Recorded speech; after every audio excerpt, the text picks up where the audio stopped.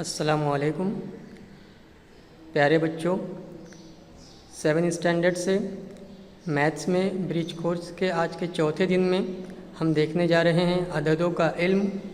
इसके मुताल्लिक़ा सबक का नाम है सही एदाद। इसमें आपको जो बुनियादी बात याद होगी, जब आप लोगों ने गिनती शुरू की होगी, जब आपने गिनती सीखी होगी, तो उस वक्त आपको 1, 2, 3 ये सारे एदाद देखने मिले होंगे। उन तमाम एदाद को हम तबई एदाद कहते हैं। इसी तरह से कुछ ऐसे एदाद जो सिफ़र से छोटे होते हैं, उन एदाद को हम लोग मनफी एदाद कहते हैं। जैसे यहाँ पर लिखा हुआ है नफ़ी 1, नफ़ी 2, नफ़ी 3 वगैरह वगैरह, ये सारे एदाद नफ़ी में होंगे, मनफी एदाद कहलाएंगे।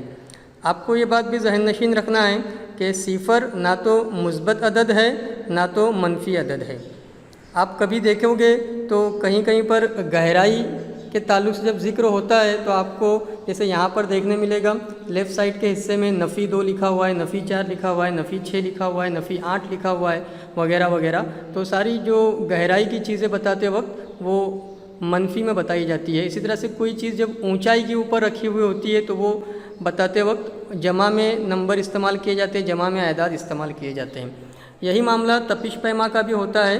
कोई ऐसा सर्द इलाका रहेगा तो उसमें जब दर्जा हरारत काफ़ी ज़्यादा कम हो जाता है, सिफ़र से नीचे चला जाता है, तो वो नफ़ी में हो जाता है। रोज़मर्रा की ज़िंदगी में आप लोग इस तरह की कुछ मिसालें देख सकते हो। समंदर की गहराई के ताल्लुक़ से मनफी में एदाद ज़ाहिर किए जाएंगे, जबकि जब पहाड़ की बुलंदी बताने का जिक्र आएगा तो उस वक्त मुस्बत एदाद बताए जाएंगे।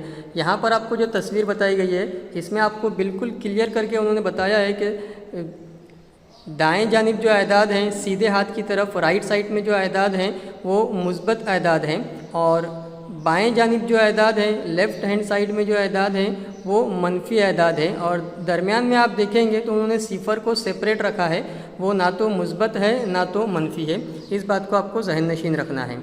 आपको एक छोटी सी यहाँ पर एक्टिविटी उन्होंने दी है कि अददी ख़त पर नफ़ी 3 और 2 ये एदाद बताएं। अब ये अददी ख़त आपके सामने है, आपके सामने इसी तरह का कोई और बड़ा अददी ख़त आ सकता है। आपको उसके ऊपर एदाद को ढूंढना है और जस्ट उसको सर्कल कर देना है, दायरा बना देना है। आप चाहें तो उसका छोटा सा निशान वगैरह लगा सकते हैं पेंसिल से। यहाँ पर नफ़ी 3 और 2 के बारे में उन्होंने कहा है। एग्ज़ाम में आपको कोई और भी एदाद दे करके सवाल वगैरह पूछे जा सकते हैं। उसके बाद एक और छोटा सा आपके लिए काम दिया यहाँ पर इन्होंने कि ज़ेल के एदाद की मनफी एदाद और मुस्बत एदाद में जमात बंदी कीजिए। यानी आपको 2 ग्रुप में बांट देना है, 2 हिस्सों में बांट देना है। उन्होंने पहला ग्रुप का नाम लिखा है मुस्बत एदाद और बराबर करके डैश लगा दिया है। बहुत सारे एदाद आपके सामने हैं, जिस अदद के सामने जमा की अलामत है उसको आपको ये पहले ग्रुप में ला करके बिठाते चले जाना है। जैसे जमा 5 यहाँ पर आएगा। उसके बाद और भी एदाद हैं, उसमें से आप ढूंढ करके लिख सकते हैं। मनफी एदाद का ग्रुप बनाते वक्त आपको जिस एदाद के सामने नफ़ी की अलामत लगी हुई है उसको यहाँ पर बिठाना है। इस बात को आप लोग ध्यान में रखें।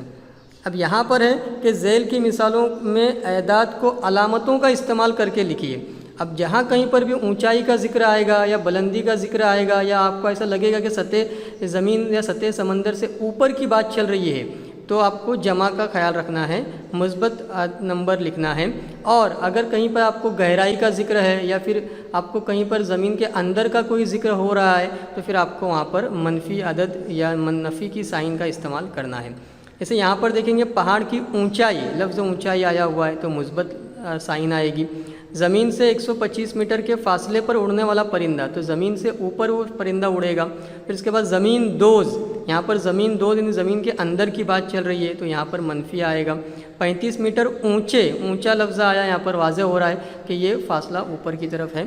ठीक है, तो इस तरह से आपको ये बातें ध्यान में रखनी है। मुझे उम्मीद है कि सारी बातें आपको क्लियर हो गई होगी। फिर मिलेंगे